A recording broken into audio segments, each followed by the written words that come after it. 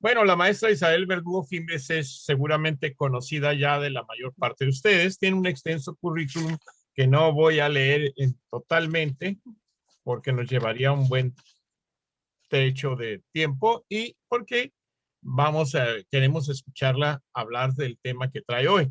Sin embargo, debo decir que ella pues es nativa de Mexicali, Baja California, aunque en una buena parte de sus estudios de primaria, secundaria y preparatoria los hizo en San Río Colorado. Así es que ella tiene su corazón dividido en Mexicali y en San Luis Río Colorado, donde también ha hecho investigaciones importantes y pues de manera muy seguida va y colabora y participa en ese lugar, sobre todo en temas de tipo histórico.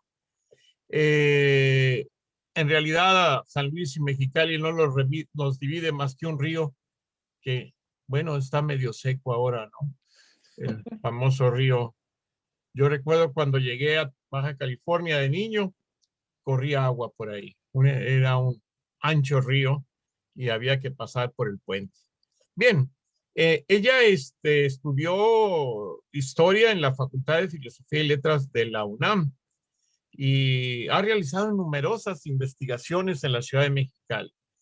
Ella se ha formado en parte trabajando en el archivo histórico del estado de Baja California y también ha estado encargada de, así es que eh, ella sabe muy bien de lo que habla cuando está hablando del pasado de Mexicali. Ha publicado numerosos libros, Frontera en el Desierto, Historia de San Luis Río Colorado, etcétera. Y ha presente y pasado de historia del municipio de Puerto Peñasco, visión histórica de la frontera norte de México. Es una obra colectiva que produjo la Universidad Autónoma de Baja California con la UNAM y también participó en ella y ha participado en otros muchos libros, eh, Mexicali y su Valle, la Municipalidad de Mexicali a través de su historia, etcétera. Y también participó con nosotros en el día 11 de diciembre del 2019 en una reunión que yo la considero histórica porque en esa reunión estuvieron presentes los cronistas representantes de los 5 municipios que entonces tenía el estado de Baja California. Hoy pues ya sabemos que está creciendo, está en proceso el municipio de San Quintín, que también pues ya tiene de facto tiene su cronista, que es un consejero del Consejo de la Crónica de Ensenada, y el municipio y también gestándose el municipio de San Felipe. Pero continuamos con nuestra ella también participó en el Congreso, en el segundo Congreso de Historia, otro acontecimiento histórico, el segundo Congreso de Historia de Baja California.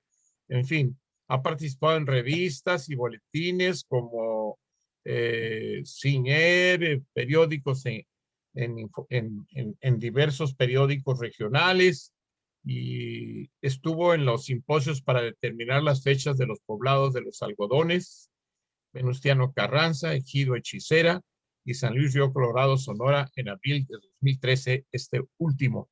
En diversos años ha participado también en un acontecimiento muy interesante que es la elaboración del calendario anual del Archivo Histórico de Baja California, que este año de pandemia pues no pudo hacerse. Ojalá podamos tenerlo en la próxima oportunidad. Si las cosas cambian, que esperamos que ya estén cambiando, aunque en Mexicali se han puesto un poco difíciles por la pandemia. Ha participado también en numerosas actividades, en conferencias, ha colaborado con la Asociación de Cronistas del Estado de Baja California en las jornadas. Esta es la tercera jornada que realizamos como Crónicas de Baja California. Las 2 primeras se realizaron en el Centro Cultural Tijuana con el apoyo del Centro Cultural Tijuana y ahí tuvimos la honrosa participación de la licenciada Isabel en sendas conferencias. Bueno, hay más cosas sobre las que quisiera hablar. Dice que ha sido presentadora de 3 libros este año, fue el año del 2018. Ha estado mm, ha sido miembro también actual de la Comisión para la Preservación del Patrimonio Cultural de Mexicali y su Valle, de la Sociedad de Historia Centenario, del Seminario de la Sociedad de Historia Centenario de Mexicali, perteneció a la Sociedad de Geografía Estadística, capítulo Mexicali, y a la Sociedad de Historia y Cultura Coronel Esteban Cantú Jiménez. Entre otras muchas cosas, ha participado en los medios en radio y televisión. En fin, hay muchas cosas y bueno, hoy tendremos la oportunidad de que nos hable de una figura fundamental en la Fundación de Mexicali. Ha habido la tendencia a dar a entender que Mexicali, con todo respeto, fue fundada por la comunidad china.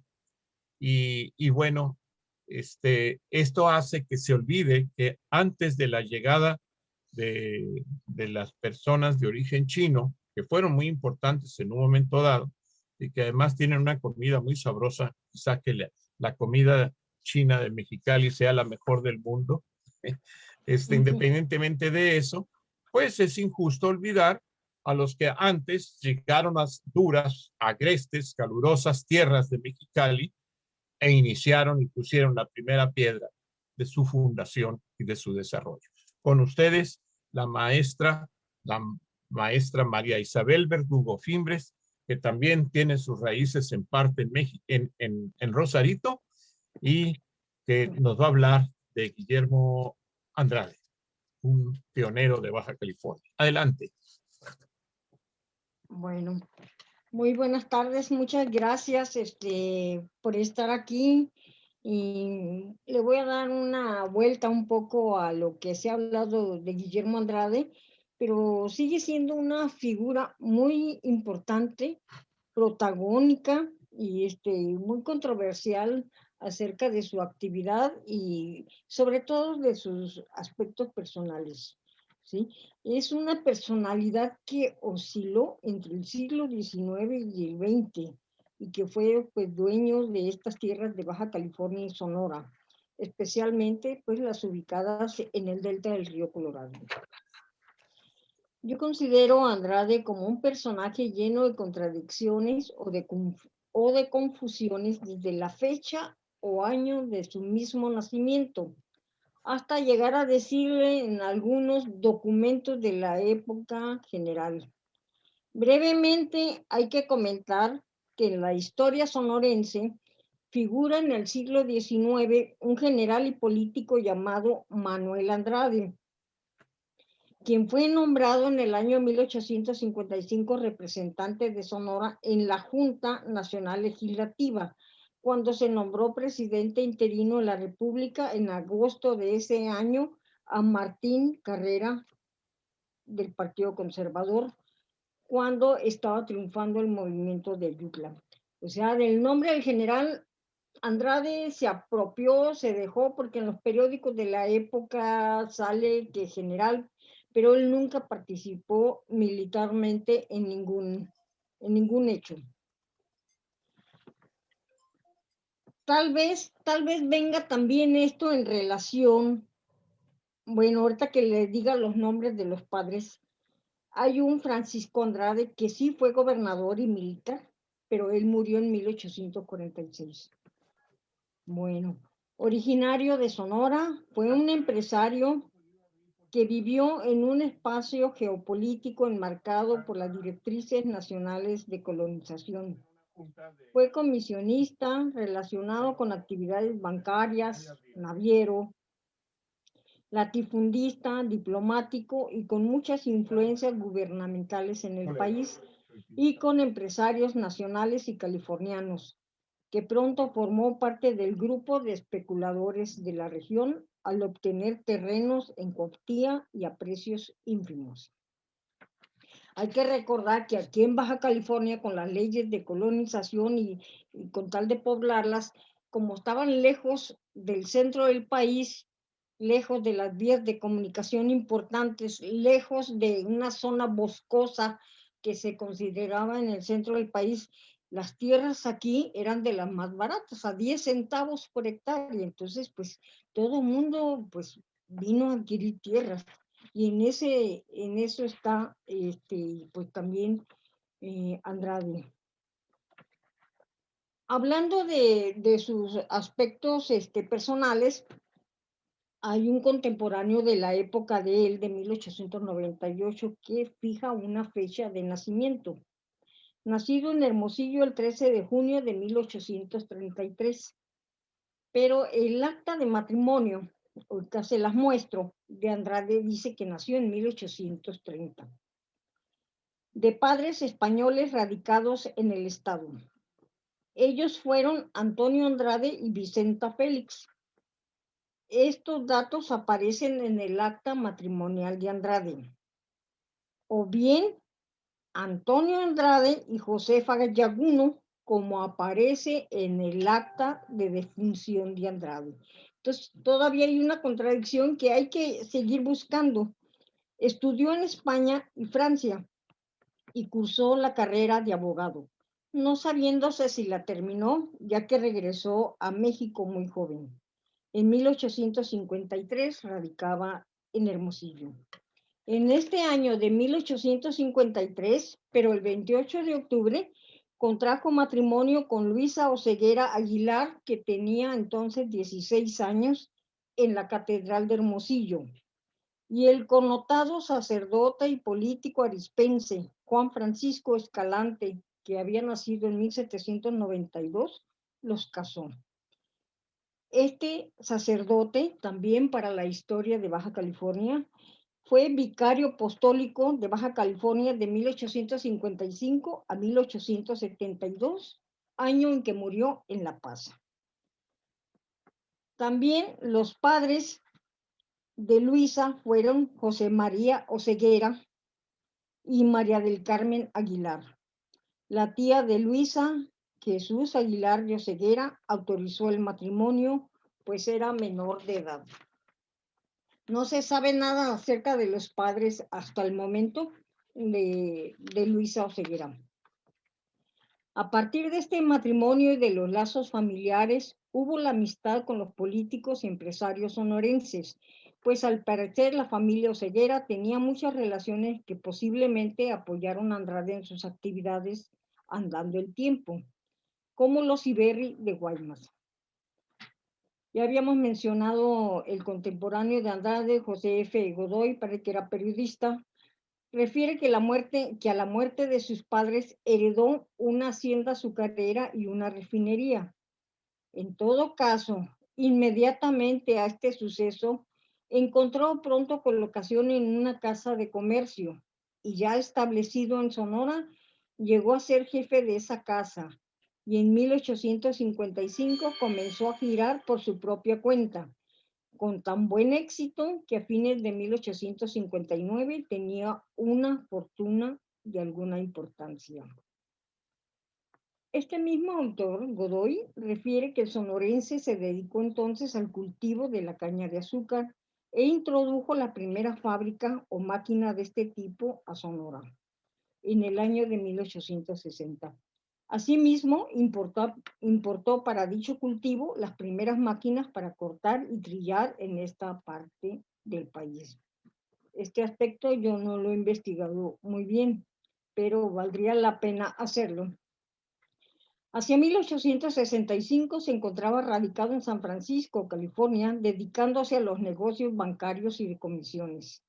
Es por este tiempo que organizó la firma Gagiola y Andrade, que exportaba madera, lanas y mercancías en general. A la par que se adentraba en los negocios, un censo general del gobierno de los Estados Unidos refiere a Andrade que en 1870, se refiere a Andrade en este año de 1870 como un hombre de 40 años de edad, con bienes en $10,000, y a su esposa Luisa ya, con 33 años, y menciona a sus hijos. Carolina, que posiblemente es Carmen o Carolina, Francisco, Alex, Eduardo, Alberto, Alicia, Emilia y Elisa, de 14, 13, 12, 10, 5, 3 y 1 año de edad, de los cuales 3 nacieron en California. En el testamento de Andrade consultado aquí en el Archivo Histórico del municipio, aparecen algunas otras personas. Sí aparecen Alberto, sí aparece Eduardo J., Amelia, Amalia, Eloísa, Mercedes, Carmen, y menciona también en su testamento a Guillermo y José María, fallecidos antes de 1904 y enterrados, más bien inhumados, perdón, en Guaymas, en el cementerio de Guaymas. Pues entonces, también Hendrix menciona a un tal Antonio. No sabemos, pues hasta ahorita más, referente a esta persona. También quiero comentar que los padres de Andrade, sí, están enterrados, fueron trasladados de Guaymas al nuevo Panteón de Hermosillo en 1904. Así pues, el conocimiento, estos datos personales, pues nos permiten ver por qué andaba tanto en otros lados. Pero el conocimiento que tenía del cultivo de la caña de azúcar, así como el de esta región del Colorado, llena de tulares y de cáñamo silvestre, pues llevó a que él, junto con otros mexicanos radicados en San Francisco, planeara la explotación de las tierras del delta del Colorado, después de la primera visita de Jacobo en 1873. Al año siguiente, con este objetivo, organizó la Compañía Mexicana Agrícola, Industrial y Colonizadora de Terrenos del Río Colorado, el 17 de enero de 1874, y que se encontraba integrada por Wenceslao Iberri, William Mateus, el ingeniero Blanco, Gregorio Almada, el propio Andrade y 10 personas más. En septiembre de ese año, y poniéndose en práctica el plan de colonización que el gobierno federal le había autorizado, Andrade y socios organizaron Colonia Lerdo en las márgenes del río Colorado y al sur de la línea fronteriza con los Estados Unidos, el 16 de septiembre, fecha de fundación, y cuya cabecera, llamada Ciudad Lerdo, quedó en la margen sonorense del río. Colonia Lerdo, pues, en alguna medida fue un éxito en cuanto a la política colonizadora promovida por el gobierno general. Antes se llamaba así, no tanto gobierno federal como ahora. Llegó a tener 800 habitantes, una escuela y hubo un clérigo, Manuel Estragis, posiblemente de origen español.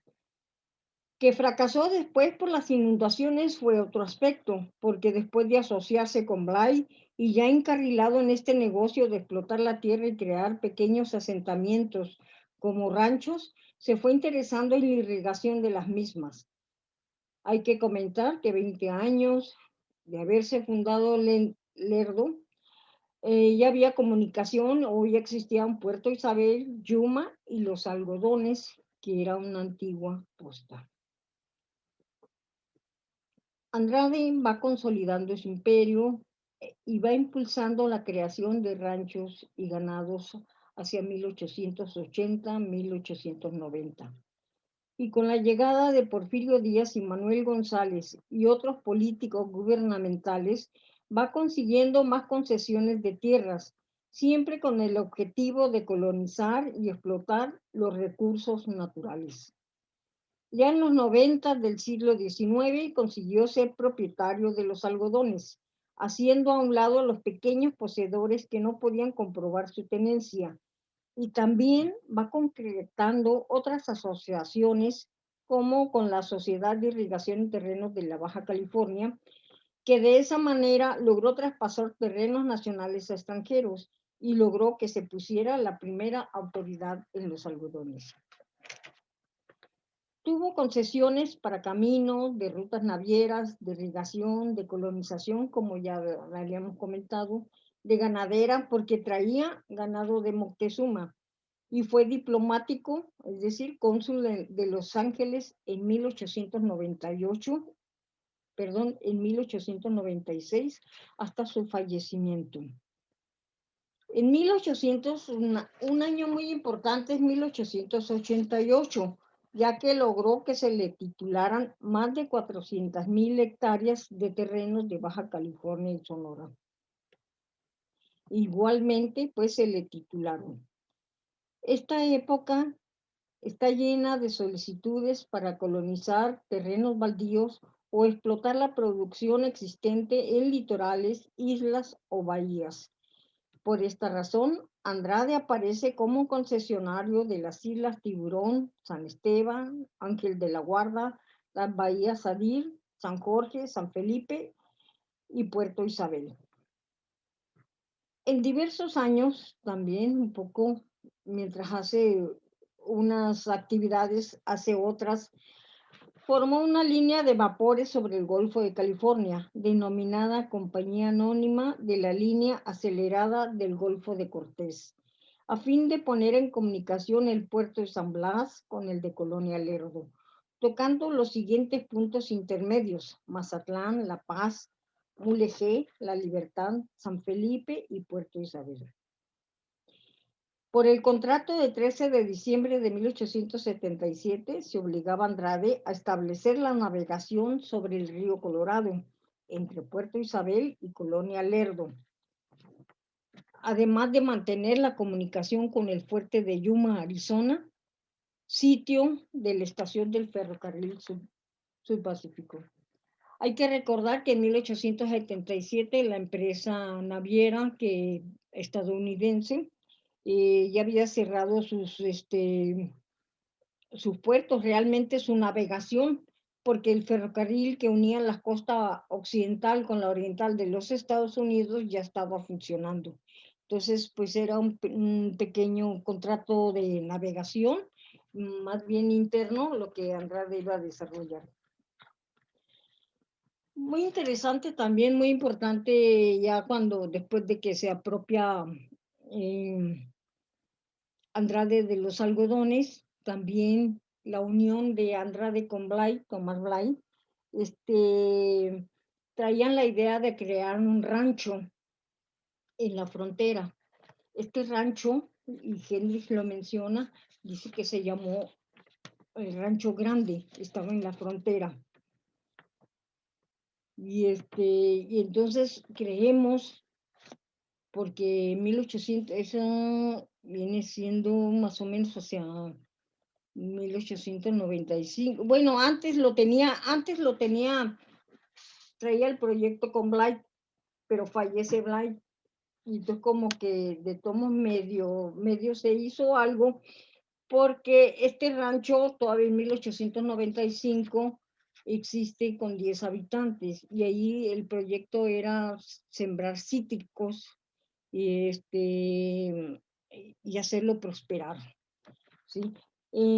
Creemos que es el rancho que lo manejaba Eduardo J. Andrade, porque un documento de la Casa de la Cultura Jurídica de aquí, cuando estaba aquí en Mexicali, el archivo, nos menciona, dice Daniel Sandes menciona que Eduardo Andrade estaba en el rancho San Luis en 1895 y que tenía unos cuantos habitantes. Entonces, falta pues investigar un poco más.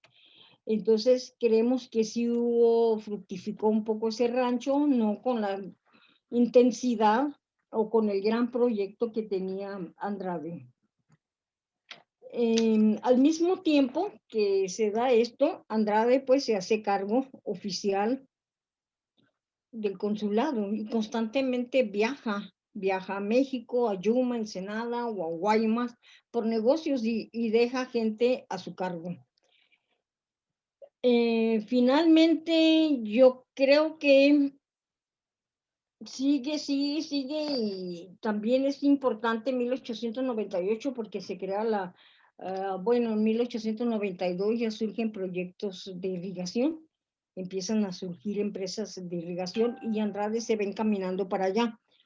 porque hacia 1898 ya tenemos que está la Sociedad de Irrigación y Terrenos aquí en Mexicali, y posteriormente ella vende terrenos, y Andrade finalmente hacia 1904, yo creo que ya con el peso de la edad y un poco ya enfermo en mi concepto, traspasó en venta los terrenos ubicados en la margen derecha del río Colorado a la Colorado River Lane Company, que es, ya sabemos, es una empresa latifundista de origen estadounidense, formada en noviembre de 1912.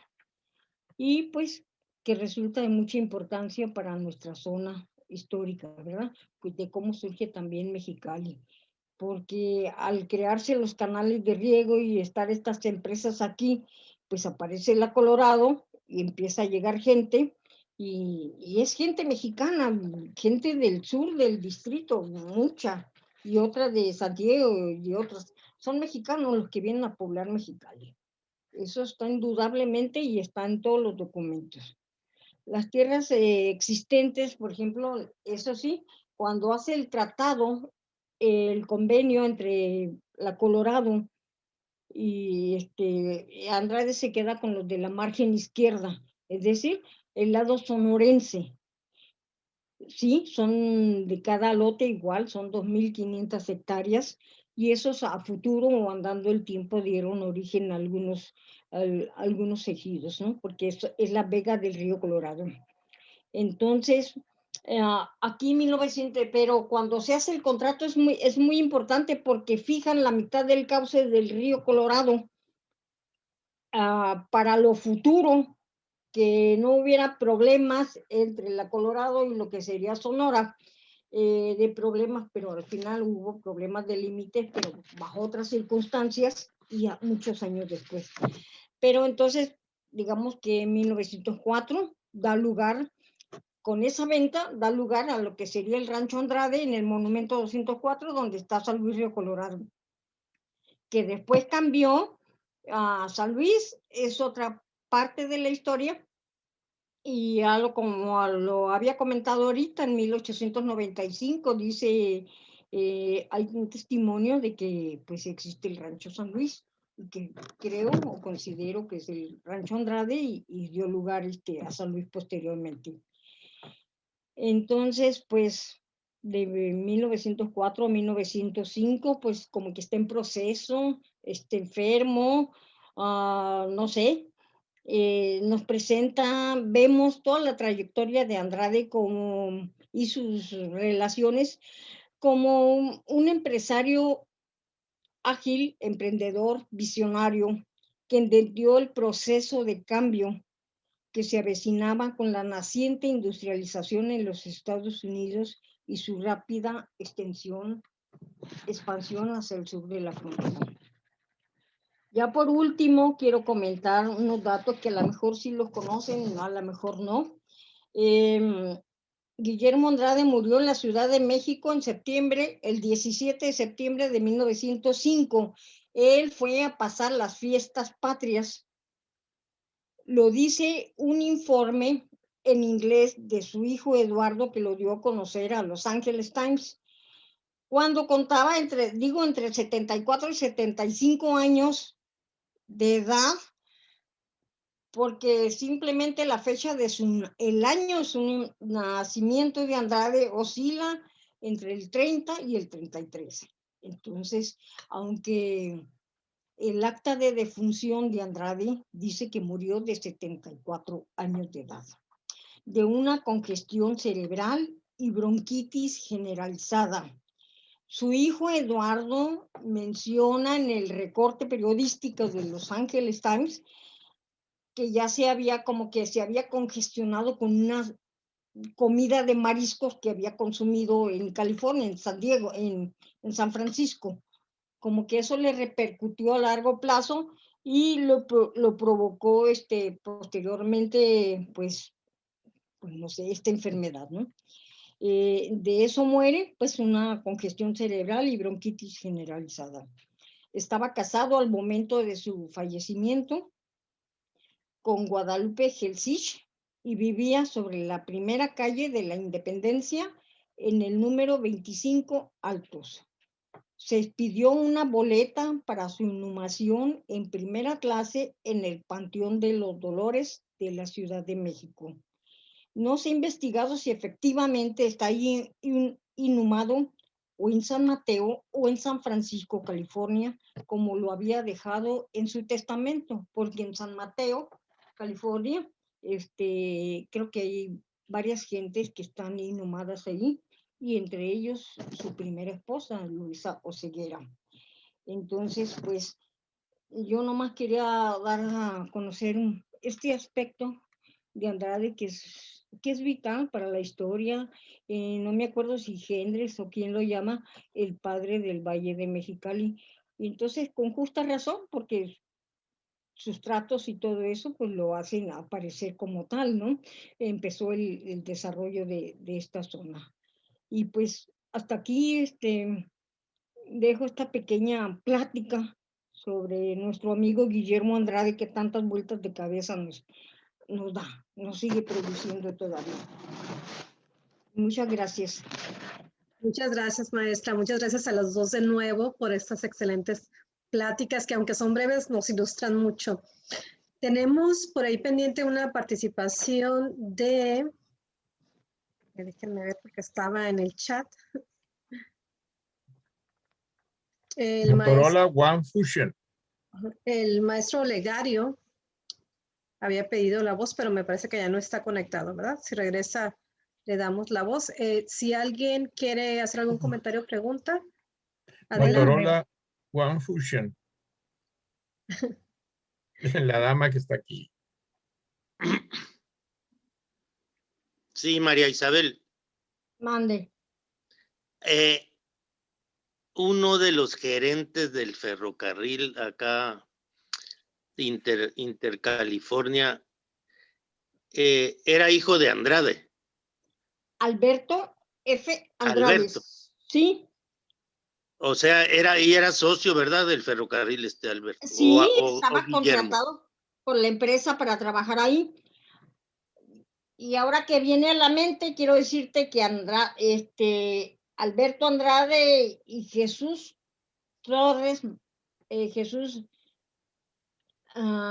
Flores Magón, fueron los últimos que vieron el auge y el cambio que dio todo lo que hizo Andrade. ¿Por qué Jesús Flores Magón? Porque fue uno de los albaceas de Andrade, yo creo, probablemente nombrado por Alberto Andrade.